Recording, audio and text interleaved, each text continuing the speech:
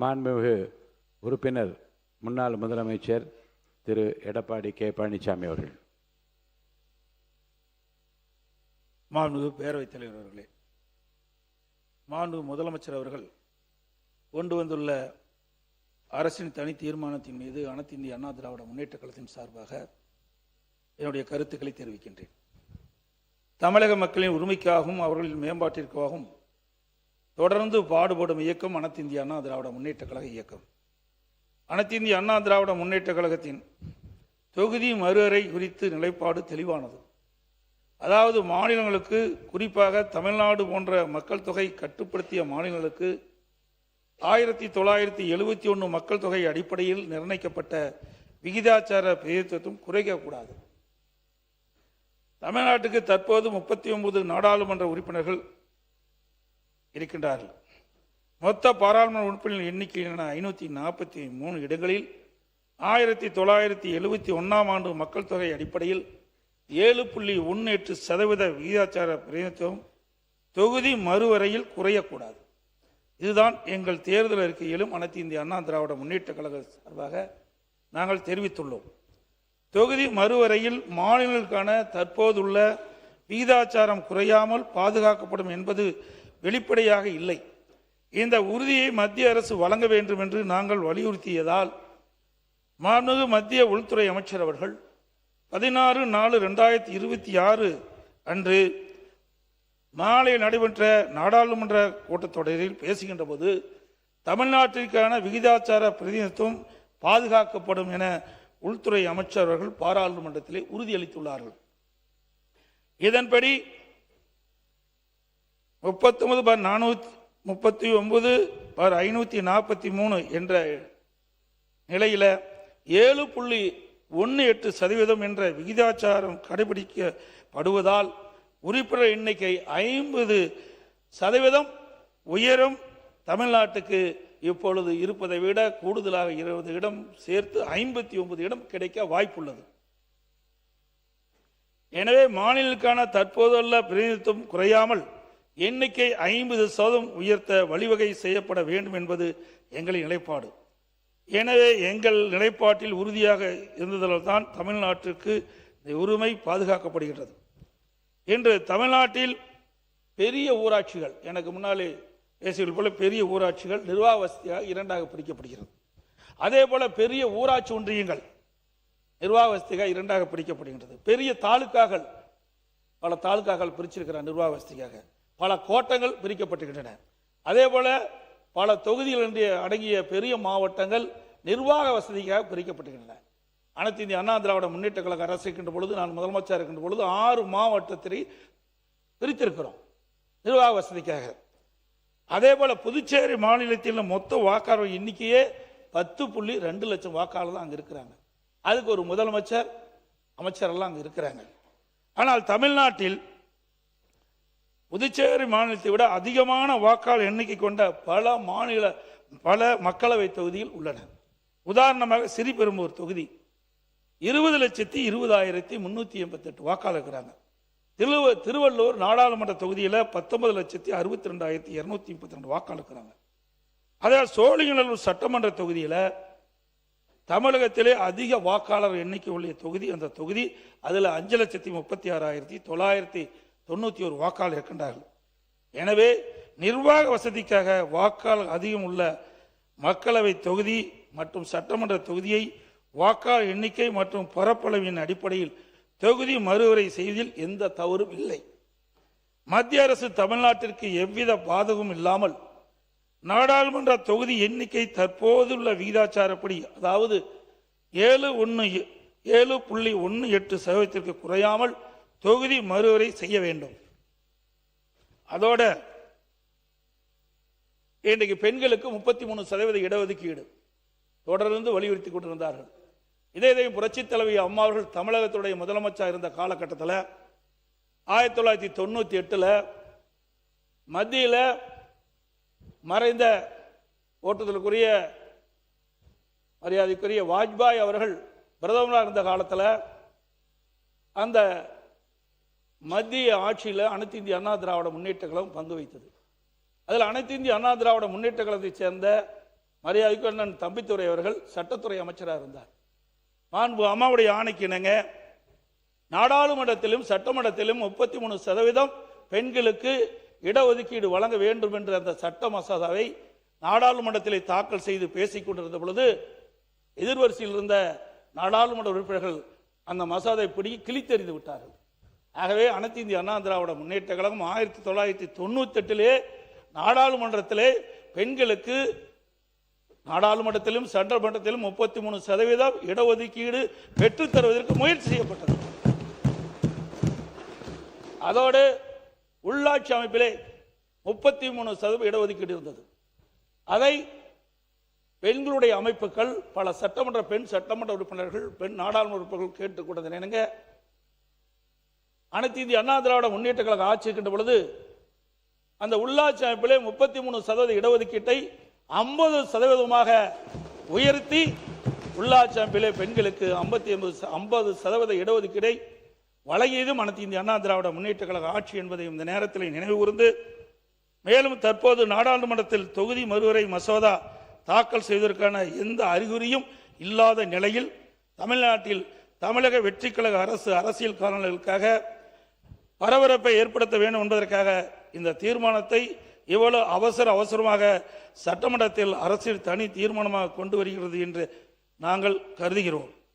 இந்த சூழ்நிலையில் மத்திய அரசு கொண்டு வரவுள்ள தொகுதி மறுவரையில் தமிழ்நாட்டிற்கு சாதகமாக உள்ளதா பாதகமாக உள்ளதா என்பது பற்றி எதுவுமே தெரியாத நிலையில் அரசியல் காரணங்களுக்காக தமிழக வெற்றி கழக அரசு கொண்டு வந்த இந்த தீர்மானத்தை அனைத்து இந்திய அண்ணா திராவிட முன்னேற்ற கழகம் எதிர்க்கின்றது. அதே நேரத்தில் இந்த தீர்மானத்தில் வர இருக்கும் மக்களவை பொதுத் தேர்தலிலும் அதன் பிறகு நடைபெற்ற சட்டமன்ற பொதுத் தேர்தலிலும் 1/3 தொகுதி ஒதுக்கீட்டு பலனை பெண்களுக்கு பெறுவதை உறுதி செய்ய வேண்டும் என்று அந்த தீர்மானத்தில் குறிப்பிட்டிருக்கின்றது. அந்த தீர்மானத்தை மட்டும், அதாவது நாடாளுமன்றத்திலும் சட்டமன்றத்திலும் 33% பெண்களுக்கு இடஒதுக்கீடு வழங்க வேண்டும் என்ற அந்த தீர்மானத்தை மட்டும் ஆதரித்து அமர்கின்றேன். மாண்புமிகு சமூக நீதித்துறை அமைச்சர் அவர்கள்.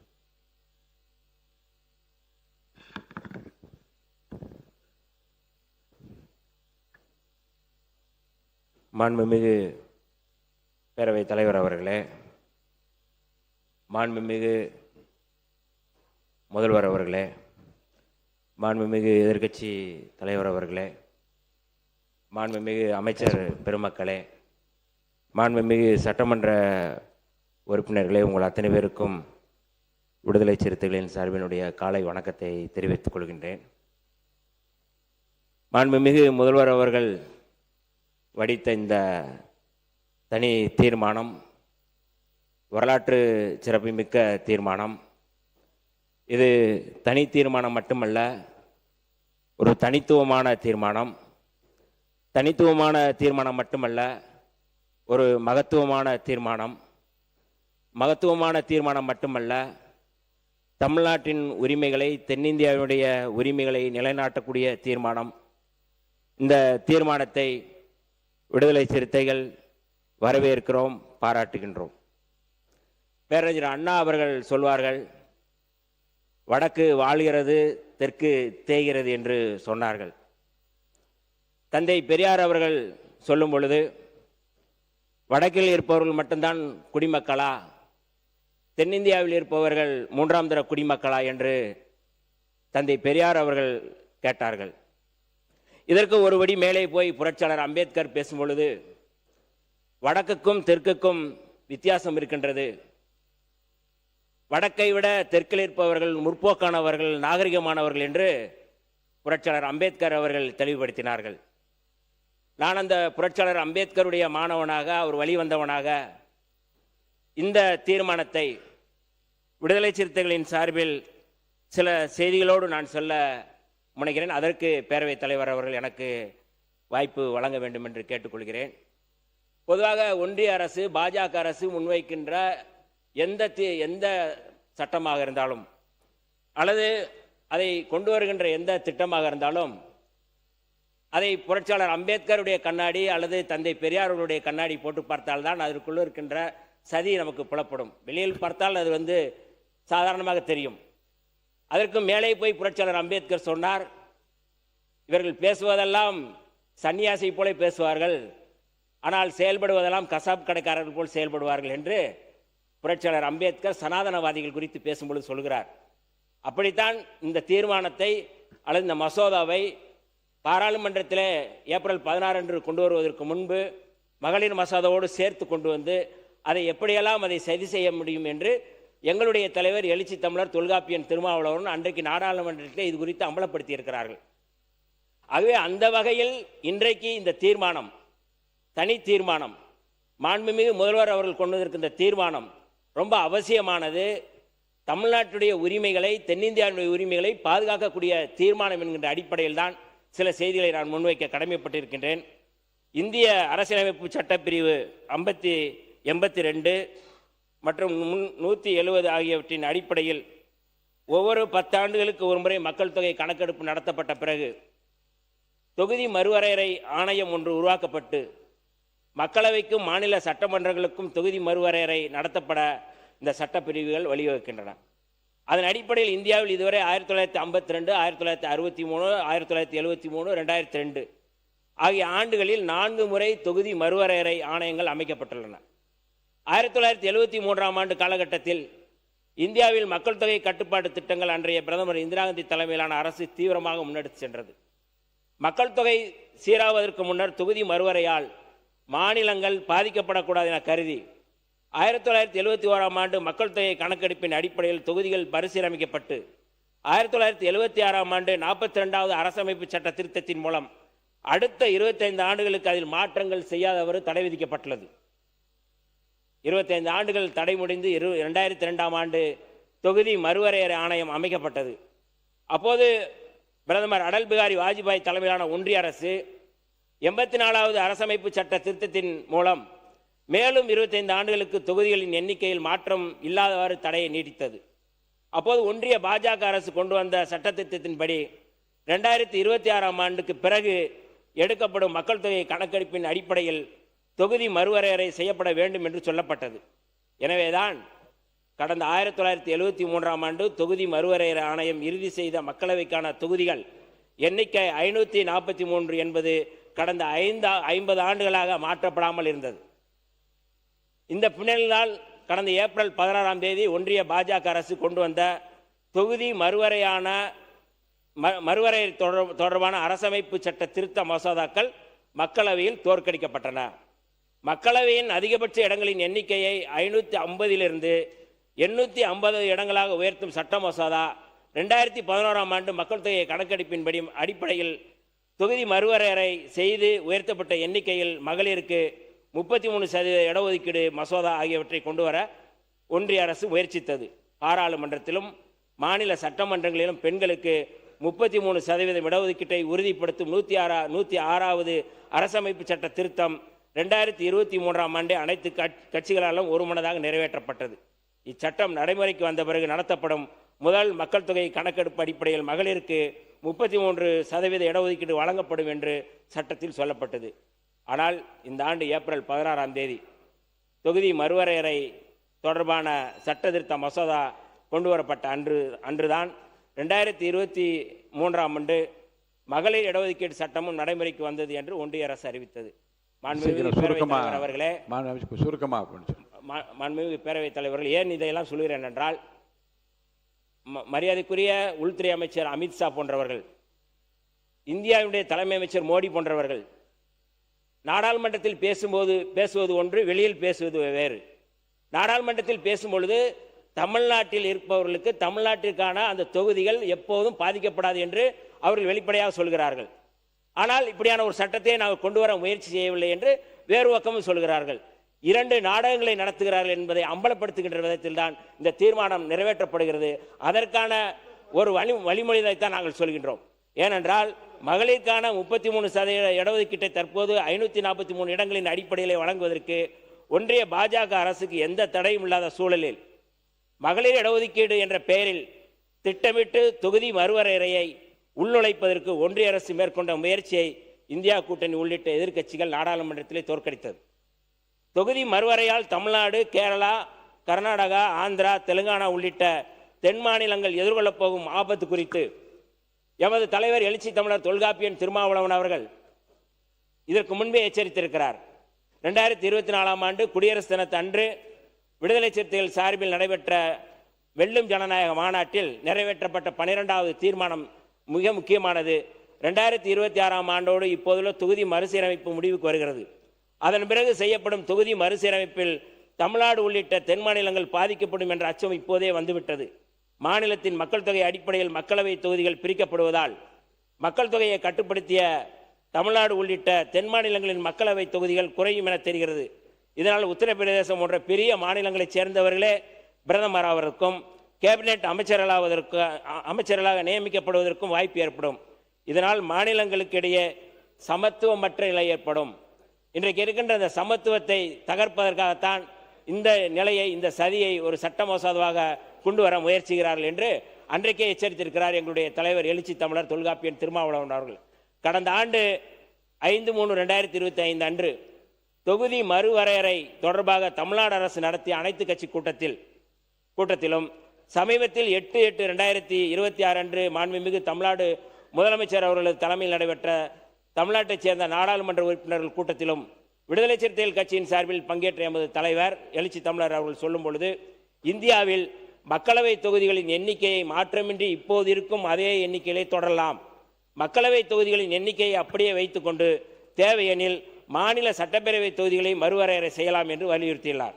மேலும் கடந்த ஏப்ரல் 16ஆம் தேதி ஒன்றிய அரசு கொண்டு வந்த தொகுதி மறுவரையறை மற்றும் மகளிர் இடஒதுக்கீடு தொடர்பான அரசமைப்பு சட்ட திருத்த மசோதாக்கள் குறித்து விவாதத்தில் மக்களவையில் பேசிய எமது தலைவர், மகளிர் இடஒதுக்கீட்டில் அரசமைப்பு சட்டத்தின்படி SC/ST பெண்களுக்கு இடஒதுக்கீடு உண்டு, ஆனால் OBC பெண்களுக்கு இடஒதுக்கீடு இல்லை.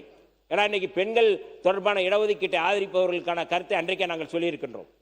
OBC பெண்களுக்கு இடஒதுக்கீடு இல்லை. மக்கள் தொகை கணக்கெடுப்பும் சாதிவாரி கணக்கெடுப்பும் நடத்தப்பட்டால் மிகவும்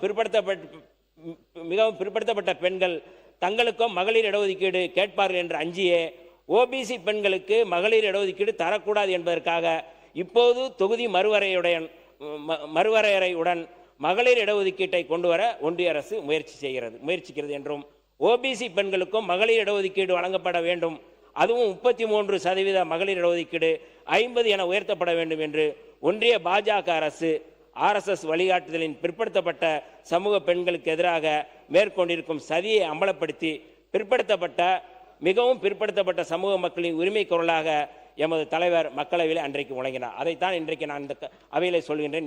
நிறைவாக மாண்புமிகு பேரவைத் தலைவர் அவர்களே, 2011ஆம் ஆண்டு மக்கள் தொகை கணக்கெடுப்பின் அடிப்படையில் தொகுதிகள் மறுசீரமைப்பு செய்தால் தமிழ்நாடு உள்ளிட்ட தென் மாநிலங்களும் ஒடிசா, மேற்கு வங்கம் முதலான மாநிலங்களும் கடுமையாக பாதிக்கப்படும்.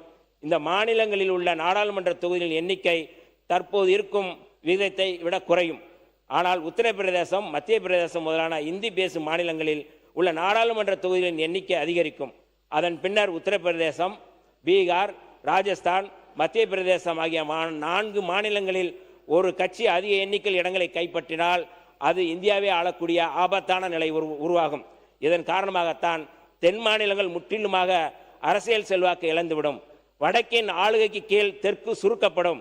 மீண்டும் வடக்கே ஆளும், தெற்கு தேயும் என்கின்ற அடிப்படையில் தான் தொகுதி மறுவரையறை என்ற பெயரில் இஸ்லாமியர்கள், தலித்துகள், பழங்குடிகள் வலுவாக உள்ள தொகுதிகளில் அவர்கள் பிரதிநிதித்துவம் பெற்றுவிடாதபடி மாற்றியமைக்கும் செயல்பாட்டையும் ஒன்றிய பாஜக அரசு திட்டமிட்டுள்ளது. எனவே சட்டப்பேரவை தொகுதிகள் மறுவரையறை செய்யப்பட்டால் இஸ்லாமியர்கள் உள்ளிட்ட மத சிறுபான்மையினர் வாக்குகளுக்கு மதிப்பிருக்கும் வகையில் தொகுதி எல்லைகளை வரையறுக்கப்பட வேண்டும். தலித்துகளின் தனி தொகுதிகளை வரையறுப்பதற்கும் நாம் கவனம் செலுத்த வேண்டும். ஒவ்வொரு 10 ஆண்டுகளுக்கு ஒரு முறை மக்கள் தொகை கணக்கெடுப்பு முடிந்தபின் அதன் அடிப்படையில் தனி தொகுதிகள் சுழற்சி செய்து எண்ணிக்கையை அதிகரிக்க வேண்டும். மக்கள் தொகையை கட்டுப்படுத்தி, மாண்புமிகு பேரவைத் தலைவர் அவர்களே, மக்கள் தொகையை கட்டுப்படுத்தி முற்போக்கான கொள்கைகளால், மக்கள் நல திட்டங்களால், சமூக பொருளாதார கல்வி தளங்களில் வளர்ச்சி கண்டு நாம் சிறந்து விளங்கிடும் சூழலில் அதற்காக நம்மை தண்டிக்கும், நம்மை பின்னுக்கு இழுக்கும் தொகுதி மறுவரையை ஒருபோதும் அனுமதிக்க கூடாது, அனுமதிக்க மாட்டோம் என்ற தமிழ்நாடு முதலமைச்சருடைய இந்த தனித்த தீர்மானத்தை நாங்கள் வரவேற்கிறோம், பாராட்டுகிறோம். கூடுதலாக இதை மாற்றம் என்று சொல்கிறார்கள். மாற்றம் என்பது வளர்சிதை மாற்றமா தேய்சிதை மாற்றமா என்பதை நாம் விவாதிக்கலாம். ஆனால் இந்த தொகுதி மறுவரையறை மூலமாக இது ஒட்டுமொத்தமாக வடக்குக்கு மட்டும் வளர்சிதை மாற்றமாக இருக்கும், தெற்குக்கு இது தேய்சிதை மாற்றமாக இருக்கும் என்று சொல்லி எனக்கு வாய்ப்பளித்த மாண்புமிகு பேரவைத் தலைவர் அவர்களுக்கும் மாண்புமிகு முதல்வர் அவர்களுக்கும் மாண்புமிகு சிறுபான்மை நலத்துறை அமைச்சர் உட்காருங்க.